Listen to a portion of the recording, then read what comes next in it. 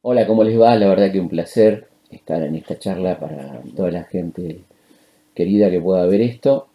Eh, es una charla donde pretendo vincular a cuatro personajes bastante distintos, pero que van a ver muchas cosas en común, que son Napoleón, Beethoven, San Martín y Belgrano, contemporáneos. Ellos nacieron más o menos con alguna diferencia por la misma época, y que tuvieron vínculos complejos con sus médicos, con la medicina, algunos por cuestiones de su pasión, como el caso de Beethoven, que no le daba tiempo para atenderse, para darle prioridad a su atención, de una salud tremendamente precaria, como veremos. Otros urgidos por las circunstancias, ¿no? Por las campañas militares, por estar en combate, por estar en zonas tremendamente complejas para la atención médica, pero los hemos calificado como pacientes impacientes.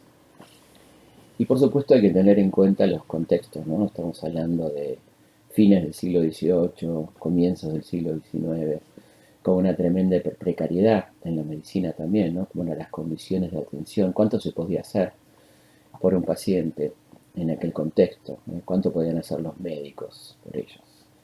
Me gustaría empezar por Napoleón, una de las personas más notables de la historia universal, una persona a veces con mala prensa, a veces con excesiva buena prensa. Hay una anécdota muy interesante de un periódico llamado El Moniteur, que va haciendo una secuencia desde el momento de la primera derrota de Napoleón hasta el regreso de Napoleón y su reinstalación en el trono, de cómo va hablando, ¿no? Expulsamos al monstruo, el monstruo ya no está entre nosotros, el monstruo en el exilio, cuando ustedes recordarán la primera derrota en el 14 y se exilia, lo exilian en Elba y logra fugarse y volver. Los famosos 100 días, donde en esos 100 días este periódico va diciendo, el monstruo se acerca, luego cuando está más cerca, el emperador pisa el trono francés y finalmente viva Napoleón Bonaparte, ¿no? Todo el mismo periódico con este personaje tan particular, que como ustedes saben nació en Córcega, que fue un oficial destacado, ¿no? de la Armada Francesa, que fue creciendo políticamente y militarmente hasta convertirse en cónsul y luego en el emperador, ¿no? En todo un proceso muy interesante de esta revolución fascinante que enamoró a los otros tres, tanto a Beethoven como a San Martín como a Belgrano, grandes partidarios de la revolución, y los tres, tanto Napoleón, tanto Beethoven como San Martín como Belgrano, se enojaron mucho cuando Napoleón decidió convertirse en emperador. Era un hombre de Napoleón con muchísimos problemas físicos, tenía grandes problemas intestinales, tenía hemorroides, tenía problemas gástricos, bueno, todo tipo de problemas que atendían sus distintos médicos, Covisar, por ejemplo, que fue uno de esos grandes médicos.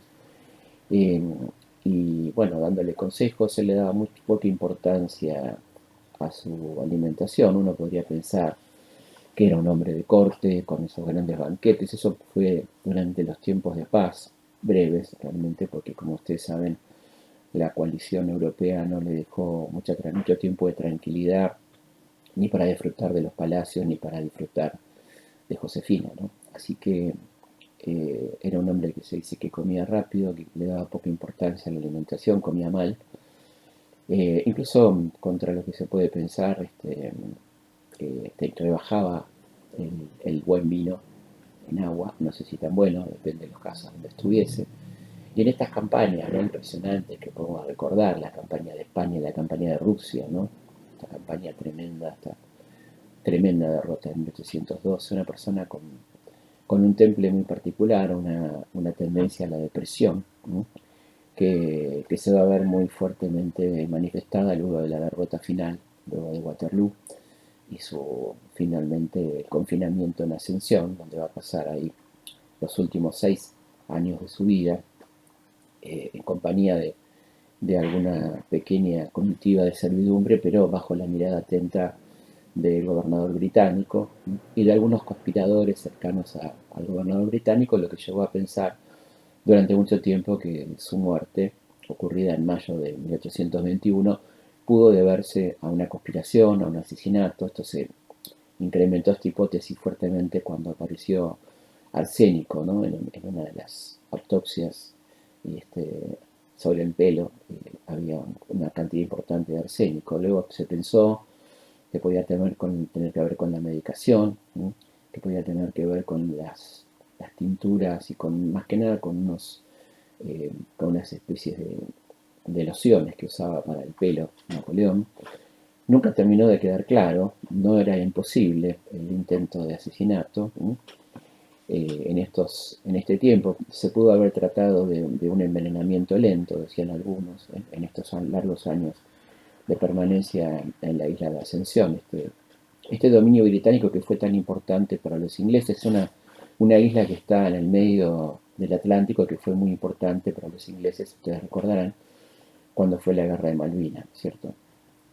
Ahí permaneció estos años y hay una anécdota interesante que involucra a uno de los nuestros, a un bravo de los nuestros, que fue ni más ni menos que Hipólito Bouillard, que intentó rescatar a su admirado Napoleón de la isla de Ascensión, cosa que finalmente no pudo concretarse, pero estaba en los planes de Bouillard, este gran corsario franco-argentino, nacido en Francia, que estuvo bajo las órdenes de Napoleón y que luego, como sabemos, fue uno de los creadores de la Armada Nacional y que llegó a dar la vuelta al mundo, con la primera nave argentina que da la vuelta al mundo, que parte en el aniversario de la independencia, en 1817, da la vuelta al mundo y luego, como sabemos, toma California. Durante 7 días flamea la bandera argentina en California. Bueno, entre las aventuras de Bouillard estuvo el intento de rescatar a Napoleón de Ascensión. En estos años se lo pudo haber estado envenenando lentamente o pudo tratarse también de una praxis excesiva de sus médicos frente a los intensos dolores que tuvo. En la autopsia aparece un cáncer de estómago, así que hay una causa real, pero todo esto pudo haberse acelerado o agravado por un envenenamiento y había mucha gente interesada en que Napoleón se fuera de este mundo. Los monárquicos franceses, los propios ingleses que lo tenían cautivo. Así que ambas cosas son probables y se sigue discutiendo. Al día de hoy hay artículos muy recientes del 2020, 2019, donde todavía no se habla con certeza de cómo fue el final, ¿no? De Napoleón, si murió de cáncer de estómago, que está comprobado, y bueno, lo que dicen los articulistas, los médicos articulistas es, de todas maneras iba a morir, pero bueno, no es lo mismo, de todas maneras iba a morir a que lo maten, ¿no? A que apuren esa muerte. El vínculo con los médicos fue siempre complejo, con este gran médico que fue Covisar, un tipo muy importante para la medicina, un hombre que realmente hizo un antes y un después en lo que fue la ciencia médica en Europa, y era muy difícil hacerle cumplir algún tipo de dieta o algún tipo de tratamiento a alguien como Napoleón, aún incluso estando en cautiverio como fueron estos últimos años en la isla de Ascensión, ¿no? Napoleón es un personaje que da para muchísimo, es una persona que de alguna manera reformatea la revolución, si bien le da un giro bastante inesperado, ¿no? Pensemos una revolución que derriba a la monarquía y termina coronando al emperador, es una cosa compleja, pero él mantiene algunas de las ideas de la revolución, ¿no? Que expande por Europa en estas grandes campañas de derribar a las crestas, a las testas coronadas y colocar gobiernos, digamos, afines a su gobierno, ¿no? Al imperio napoleónico. Ahí recorren un poco las ideas del código, las ideas de igualdad, las ideas de fraternidad, de alguna manera mucho más pasteurizadas, claramente, pero que van a provocar diferentes reacciones, ¿no? Es decir, por un lado, un conocimiento de los textos de la Revolución en gran parte de Europa, y por otro lado, después de la caída de Napoleón, en 1815, comienza a producirse el movimiento romántico, es decir, lo que despierta en cada país es la reacción de un nacionalismo literario, un nacionalismo musical, ¿no? Que va a vérselas con la identidad frente a aquella cuestión uniforme de un imperio. Aparecen ahí las cuestiones nacionales, ¿no? La música nacional y una reacción en general, no solamente en Francia, sino en toda Europa, de un romanticismo literario, un romanticismo pictórico, un romanticismo musical que busca en el pasado este, la pureza, que busca volver a un pasado idílico. Esta reacción también se da contra el maquinismo, contra la Europa de la Revolución Industrial, pero también contra esta, esta cuestión de una Europa unificada bajo un imperio que evidentemente provoca la reacción romántica, ¿no? Y dentro de esta cuestión romántica, si bien es considerado un prerromántico, hay que hablar de Ludwig van Beethoven, un personaje extraordinario, una de las personas, hablábamos con el querido amigo Daniel de Rossetti, con las peores historias clínicas que uno puede imaginar, ¿no? La lista es enorme, tenía todo tipo de problemas, tenía úlceras, tenía asma, tenía vómitos de sangre, problemas gástricos permanentes, había tenido una infancia compleja con un padre alcohólico, un padre que, como muchos saben, quería un Mozart, ¿no? Lo obligaba a estudiar de muy jovencito y tenía que ser otro Mozart desde pequeño, ¿no? Así que una infancia compleja, la muerte de su madre también vendrá después.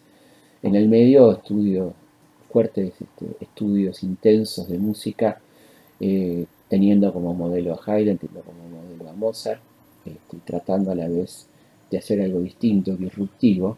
Y hay un elemento ineludible que va a surgir más o menos cuando él tiene 26 años, la sordera, ¿no? Una sordera provocada por, muy probablemente, como una de las consecuencias de la sífilis. La sífilis, que era una enfermedad tremendamente común por aquellos años, tenía después consecuencias tardías, y en él es muy probable que la sordera progresiva, ¿no? Que se le va dando progresivamente, tuviera que ver con una sífilis. La sífilis es una enfermedad que los europeos, durante algún tiempo, particularmente en el siglo XVI y XVII, atribuyeron a los americanos, le decían el mal americano. Habían inventado inclusive toda una leyenda donde decían que esta enfermedad provenía de América y que la habían traído los conquistadores después de haber tenido relaciones con las Indias, cosa que era exactamente al revés.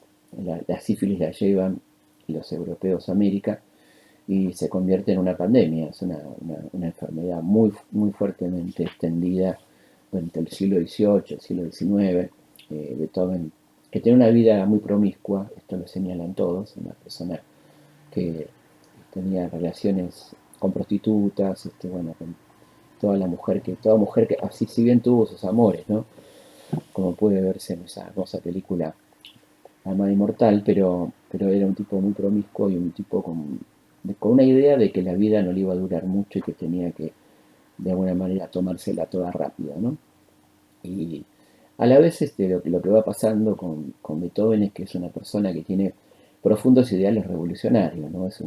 Como Kant, otro contemporáneo, un gran admirador de la Revolución Francesa, estos ideales republicanos. Es una persona muy de pensamiento igualitario, por lo menos en esta etapa de su vida, ¿no? Y bueno, admira profundamente la revolución. Hay anécdotas muy interesantes en torno a esta cuestión de cómo pensaba Beethoven.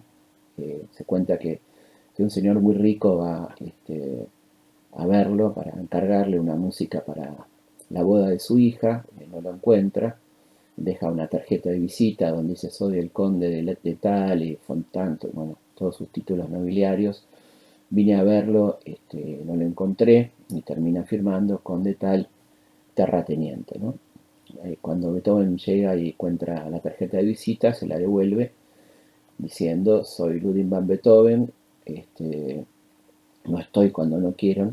Termina firmando Ludwig, cerebro teniente, ¿no? Este era un poco el espíritu de Beethoven, que se va a expresar en su música, una música realmente extraordinaria, revolucionaria, sus sonatas, sus 9 sinfonías, sus misas. Ya arranca con sinfonías de otro carácter, una sinfonía de distinta duración, de distinto componente, de distinta armonía.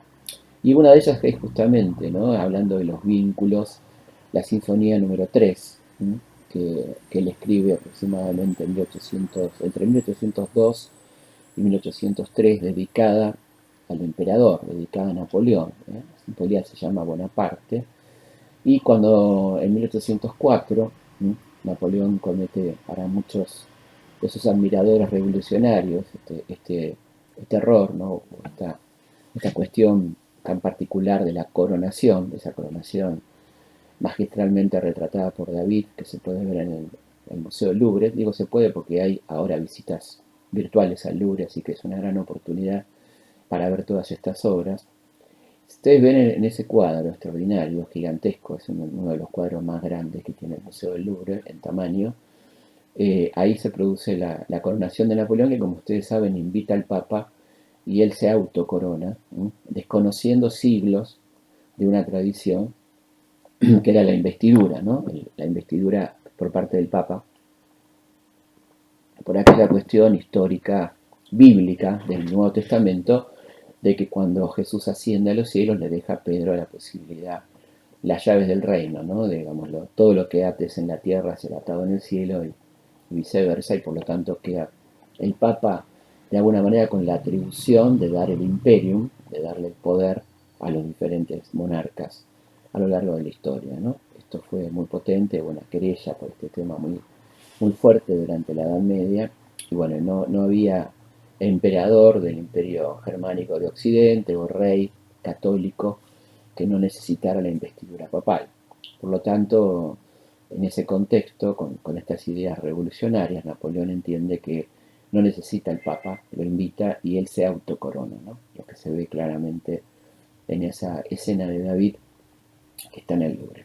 Esta coronación de Napoleón lo va a enojar mucho a Beethoven, quien va a borrar, a tachar en el original, la partitura original de la Sinfonía Bonaparte, la número 3, está rota esa parte, porque él agarra un lápiz y borra violentamente esta dedicatoria a Bonaparte, y después habla de una sinfonía en recuerdo de un gran hombre, ¿no? Un hombre alguien que fue un gran hombre, como dándolo como por un pasado, criticando fuertemente, según testigos, ¿no? que estuvieron presentes en el momento de esta quita de la dedicatoria, eh, esta cuestión del enojo con Napoleón por haberse proclamado emperador, así que cambia el nombre de la sinfonía número 3, que es una sinfonía extraordinaria y que empieza a hablar de lo disruptivo de Beethoven, ¿no? Esta cuestión de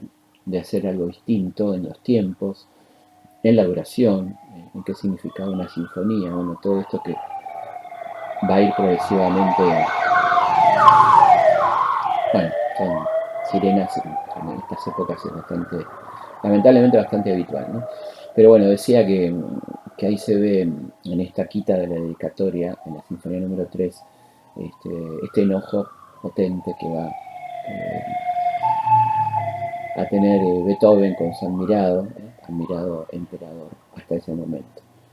Eh, Ahí, bueno, vamos a tener después una cantidad de problemas de salud, su sordera se va a ir agravando, él va a intentar distintos métodos para poder escuchar elementos táctiles que conectaban el oído con el teclado. Bueno, nos imaginamos la desesperación, ¿no? De esta persona que tenía toda esa música extraordinaria. Imagínense tener la novena sinfonía en el cerebro, en el corazón, en el sentimiento, y no poder escuchar su obra. Pasó con la Quinta Sinfonía, una de las obras más extraordinarias de la música universal, ¿no? Que cuando la estrena es muy mal recibida porque la crítica del momento no estaba acostumbrada a esta verdadera revolución que traía Beethoven a la música, ¿no? Incluso fue abucheado, comentaban sus amigos que, bueno, por lo menos no podía escuchar esos abucheos, pero veía las caras de desagrado del auditorio cuando se estrenó esta maravillosa obra, ¿no? Toda esta etapa de Beethoven, desde ahí en adelante, hay cambios en lo personal, hay cambios de apreciación política, se torna un hombre más conservador, por ejemplo, para 1814 escribe un tema de elogio al Congreso de Viena, incluso va a escribir luego en el 15 un elogio a Wellington, el vencedor de Napoleón. Se torna un hombre más conservador, pero eso no implicará que su aspecto revolucionario quede fundamentalmente quizás restringido a la música, ¿no? Convirtiéndose en uno de los revolucionarios más importantes que ha dado la historia de la música universal.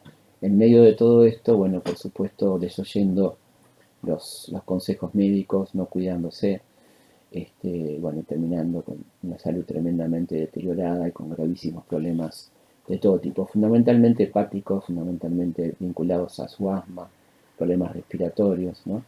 Eh, y bueno, y obviamente esta cuestión de la dificultad de comunicación, ¿no? Que él saldaba con un cuaderno en el cual él escribía una cosa bastante tremenda para un hombre que ha dado tanto a la comunicación universal y a la música, ¿no? En el mundo. Pasando a personas que hay un vínculo acá, ¿no? Porque pensemos, por ejemplo, por orden cronológico, Manuel Belgrano, un hombre que va a tener una profunda amistad con el doctor Richter, que será un discípulo directo de Covisart, el médico de Napoleón. Ahí tenemos un vínculo interesante.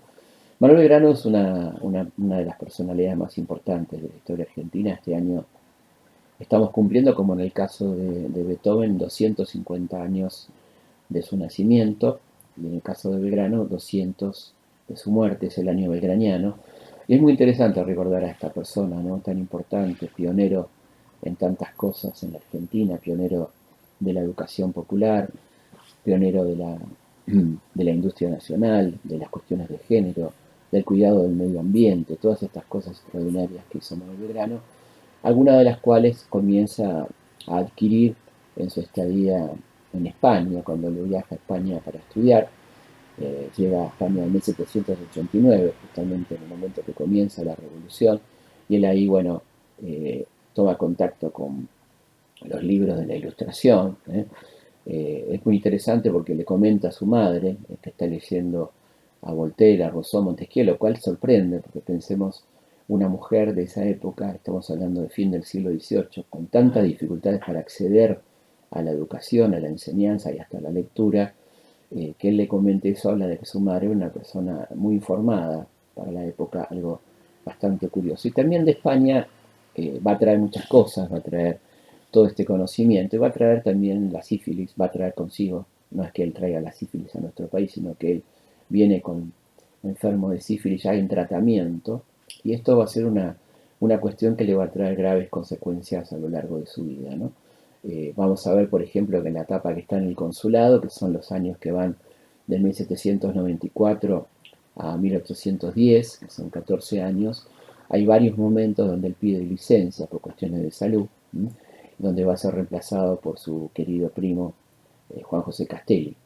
Es en ese momento, estos años del consulado, los años quizá más interesantes, uno de los años, una de la época más interesante y próspera de su vida en términos próspera en el sentido intelectual, la cantidad de cosas que escribe, son las memorias del consulado, donde habla de algo que también tiene que ver con la salud, porque él entiende la salud como parte de un concepto más general, que él lo define como el bienestar general, ¿no? El bienestar general, que es algo que aparece también en nuestra Constitución, pero uno de los primeros que pronuncia esta frase, que tiene que ver con una cuestión tan interesante, es Manuel Belgrano, que contrapone esta cuestión del bienestar general a aquellos que él considera partidarios de sí mismos, aquellos que solamente se ocupan de sí, ¿no? En esta etapa, bueno, empieza ya a tener algunas afecciones vinculadas a la sífilis, consecuencias derivadas. Una de ellas va a tener que ver con la voz, con un ataque a las cuerdas vocales que tiene que ver también con ciertas derivaciones de la enfermedad, y el aflautamiento de su voz, que le va a valer después, durante una parte importante de su vida, ciertas chanzas, bromas y demás, como veremos después, ¿no?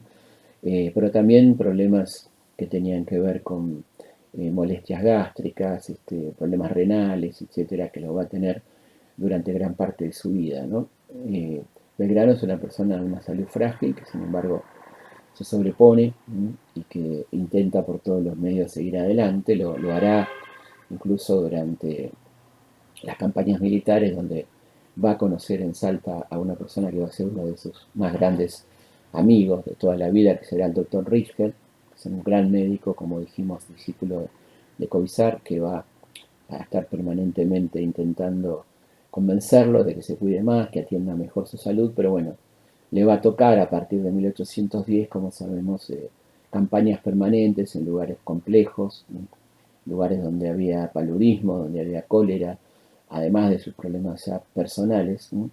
Y muy probablemente en su estadía entre Tucumán y Santiago del Estero, es posible que haya sido picado por la vinchuca y es posible que haya tenido el mal de Chagas que por ese entonces no estaba diagnosticado, ¿no?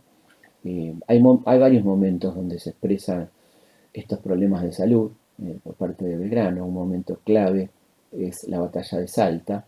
Esto es en 1813, cuando él está preparando esa batalla que es decisiva, es una batalla que va a definir un poco la suerte del norte argentino, después del gran triunfo de Tucumán, donde él se siente morir, donde realmente no hay mucho que hacer, aparentemente está con vómitos de sangre, se siente pésimamente mal, y en ese contexto y con esa sensación de muerte, él decide escribir un texto que es una traducción, en realidad es la traducción de la despedida de Washington al pueblo de los Estados Unidos, donde habla de la división de poderes, de la importancia de esa división, de la importancia de los derechos de los ciudadanos. Es un texto que él entendía que no podía dejar de transmitir a sus conciudadanos, ¿no? Una cosa muy impresionante porque pensemos que está en la noche previa a esa batalla tremendamente decisiva y está escribiendo o traduciendo un texto al mismo tiempo casi como una herencia.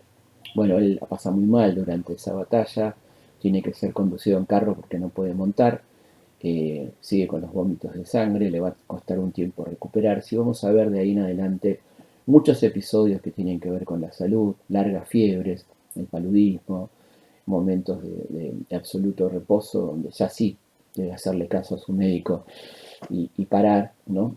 Y finalmente este final que todos de alguna manera conocemos o por lo menos tenemos presente, que es los últimos años, el agravamiento de sus enfermedades, de sus múltiples síntomas, la hidropesía, ¿no? Que es una hinchazón generalizada, muchos problemas gástricos, problemas respiratorios, problemas renales, problemas cardíacos, ¿no?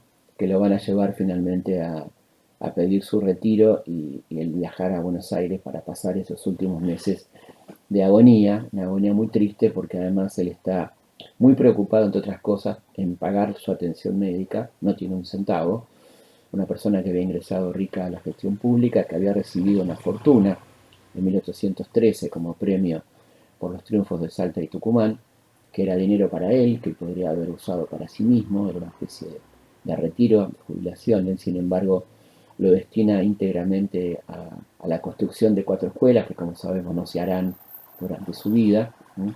Algo que también le causaba mucha tristeza, ¿no?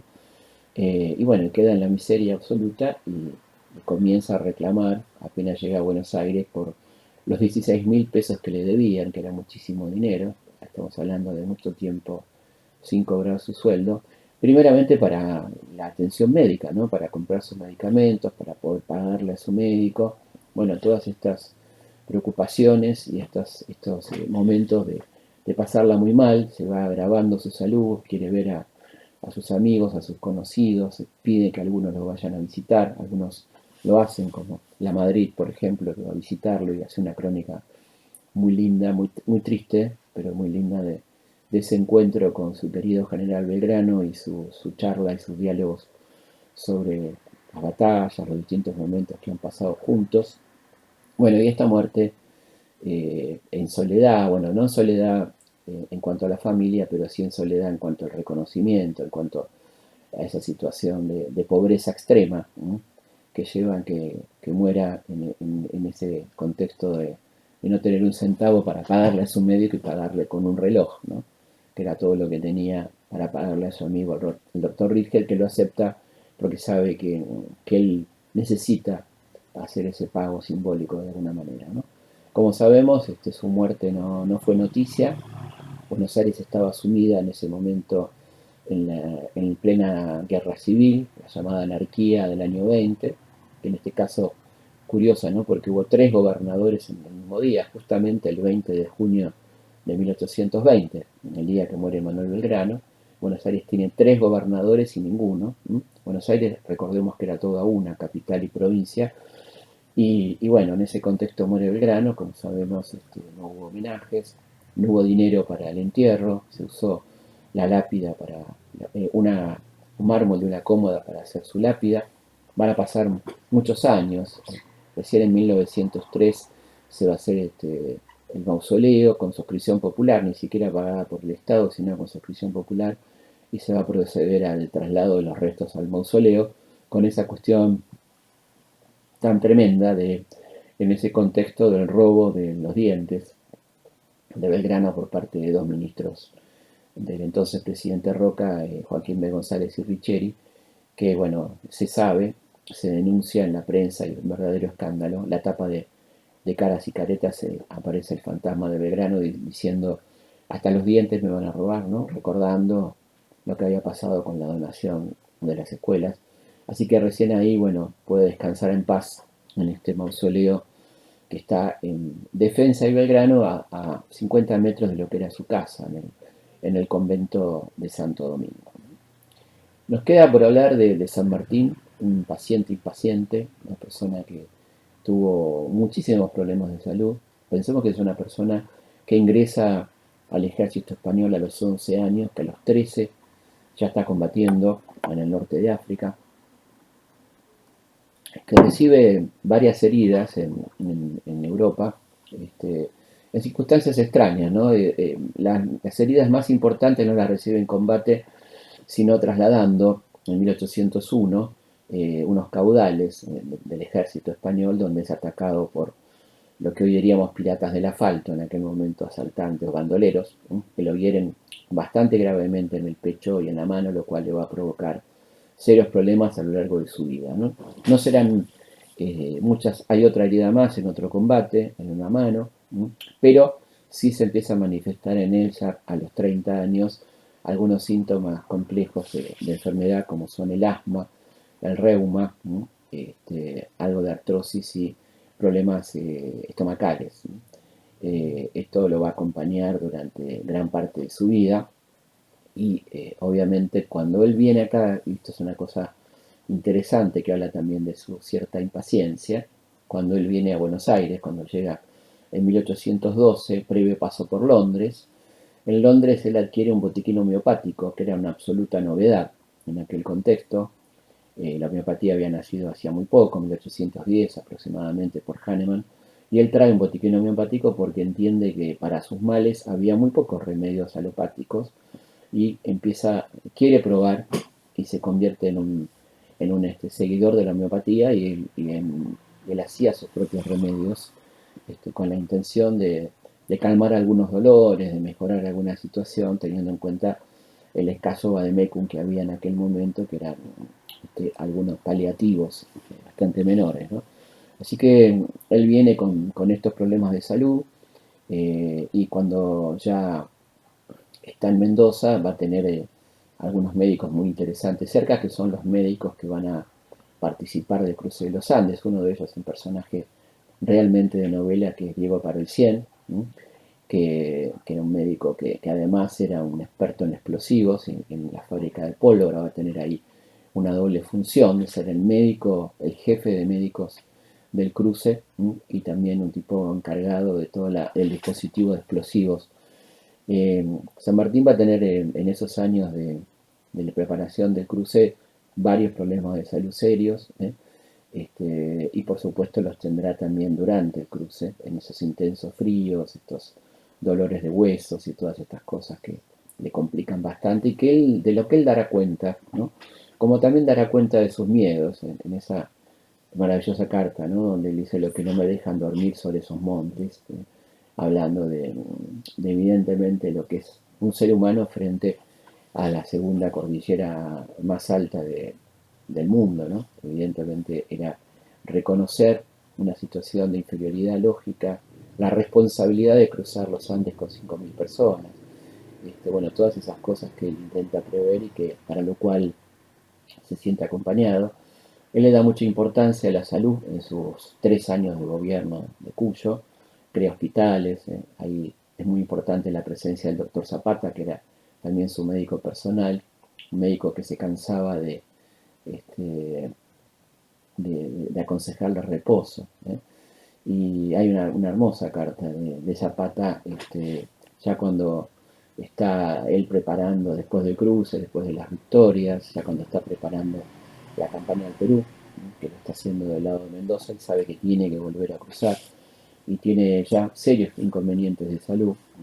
Y Zapata le dice en esa carta, ¿cuándo se va a ocupar un poquito de usted, ¿no? En esta cosa tan empática que tenía don José, de que primero estaban los demás. Bueno, fue realmente durísimo para él esta situación y en estas idas y vueltas, en una de ellas, la que tiene que ver con el cruce final a Chile para preparar la expedición naval, es la famosa de los 60 granaderos, estos que lo llevan en camilla, porque está con una sensación de muerte, hay un riesgo de muerte serio, ahí con una serie de complicaciones médicas que sufre San Martín, y en esas condiciones, a pesar de la recomendación de Zapata, que le dice que haga reposo. Nosotros bromeamos cuando hicimos algo habrán hecho, ¿no? Cuando el doctor Zapata le decía a San Martín, haga reposo, y San Martín le decía, no sea problema, libero Chile y Perú, y de ahí me voy derechito a la cama, ¿no?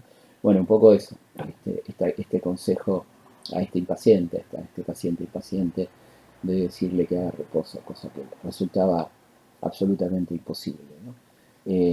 Así que bueno, en ese contexto y con estas condiciones de salud realmente muy precarias, está muy bien retratado en algunos cuadros este cruce en camilla. Imagínense lo que era en esas condiciones, ¿no? Cruzar los Andes, con esos padecimientos, esos dolores, lo poco que se podía hacer para calmarlos, ¿eh?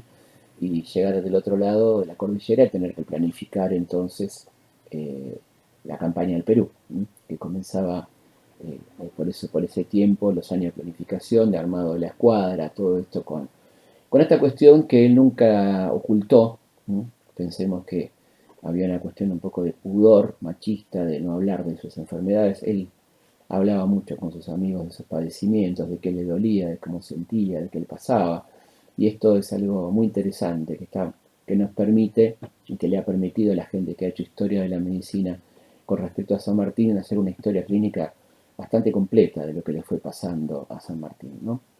Vendrán los años del Perú, donde también sigue con sus dolencias, el retiro después de la entrevista con Bolívar, de esa frustrada con comandancia conjunta. La América se pierde un momento glorioso, ¿no?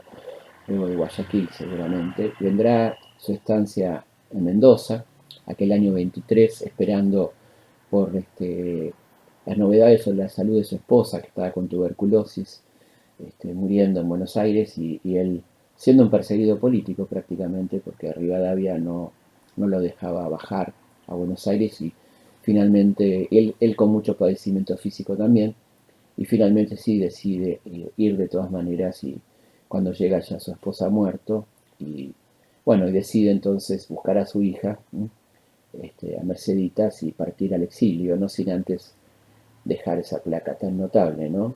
Aquí descansa Remedio de Escalada, amiga y compañera de, del general San Martín.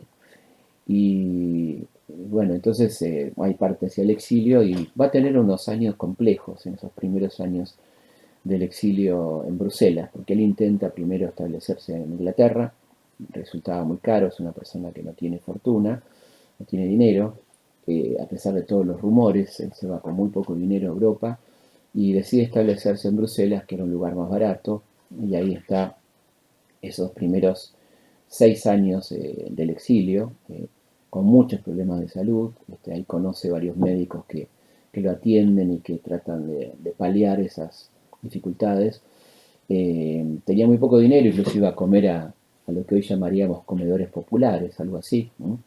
Y su suerte va a cambiar en 1830, cuando sus intenciones de vivir en París, que era lo que más quería, se van a poder concretar por el cambio de régimen, la caída del 18, los cambios que se producen en Francia.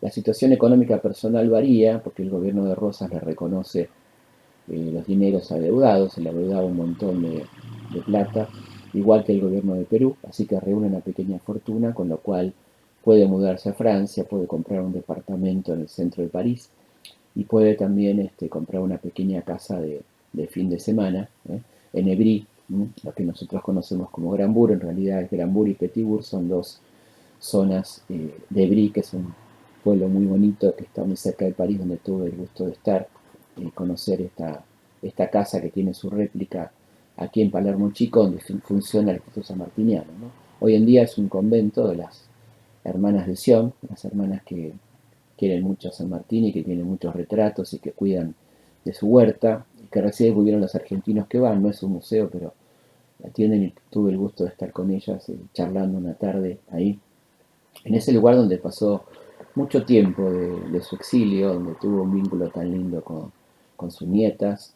con su hija y con sus nietas, y donde también empezó a tener achaques, por eso él iba mucho a las termas, que le hacían bien para el reuma, recorría varias termas en Europa, en Italia, en Francia, etcétera, y así pasará parte de su tiempo preocupado ya a partir del año 45, 46 por problemas de vista, ¿no? Problemas de una ceguera incipiente, ¿no? Cuando se produce la revolución en el 48 en París, él decide salir con su familia, vender sus bienes y partir hacia Inglaterra.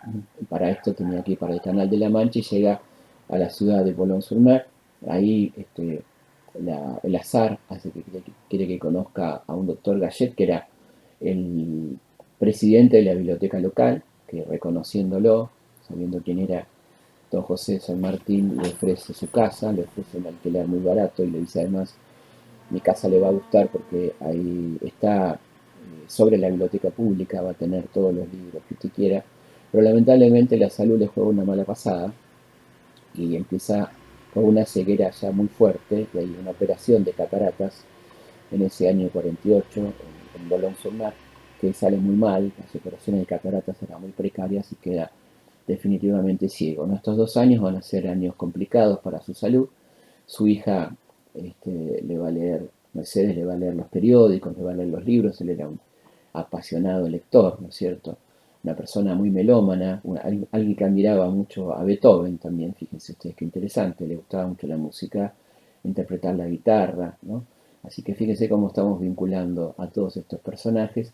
Y estos 2 últimos años, bueno, él tratará de mantener la vida que hacía en Évry y en París, estas cabalgatas, este contacto con sus nietas, pero bueno, la vida se le va complicando, se van agravando algunas cuestiones de salud, algunas cuestiones que se decían por entonces nerviosas, que tenían que ver con cuestiones de funcionamiento del reuma y otras cosas. En un momento se queda como duro, bajando del caballo, hay una especie de problemas musculares que siente, más problemas eh, de tipo pulmonar que se van agravando y esto es lo que lo lleva finalmente a la muerte, como sabemos, en el verano, el 17 de agosto, verano europeo de 1850, rodeado de sus afectos, y un hombre longevo, ¿no? Si pensamos en 72 años para aquella época, es una persona longeva, pero que tuvo este vínculo complejo con la salud, con los médicos, esta última etapa también atendido por muchos médicos que lo cuidaban, que lo querían mucho, que le decían que se cuide, que él en ese caso sí ya era un buen paciente, ¿no? Ya era un paciente paciente, esto está muy documentado en su correspondencia, hasta llegar a 1850, el momento de su muerte, ¿no? La nave ha llegado al puerto, dice él. Y bueno, y ahí entonces termina la vida de este personaje tan legendario, tan impresionante que fue don José de San Martín, una persona que le dio mucha importancia a la salud pública y finalmente a su propia salud, tardíamente quizás, probablemente en su etapa militar tenía muy poco tiempo y muy pocas posibilidades de hacerse atender, de ahí la impaciencia. Bueno, espero que les haya gustado esta charla. Tenía el objetivo de vincular a estos 4 personajes que, como ustedes ven, tienen mucho en común. Dos europeos enormes, grandes, polémicos, interesantísimos, vidas que les recomiendo ahondar, escuchar la maravilla que es Beethoven, ¿no? Esa sonoridad extraordinaria, totalmente disruptiva, revolucionaria, sin ninguna duda, y también ver la vida de este Napoleón, este personaje increíble, ¿no? Que ha dado para tanta literatura y tanto texto histórico. Ni hablar de Belgrano y por supuesto San Martín, y bueno recordar que estamos en el año belgraniano y es muy bueno volver a leer estos textos que nos produce una rara sensación, una doble sensación. Por un lado, la admiración absoluta por un pionero, por una persona que se adelantó completamente a su tiempo. Pensemos que hay textos de Belgrano que hablan de 1800, 1800 hablan de la futura importancia de China como potencia, mucho antes de la apertura al comercio mundial.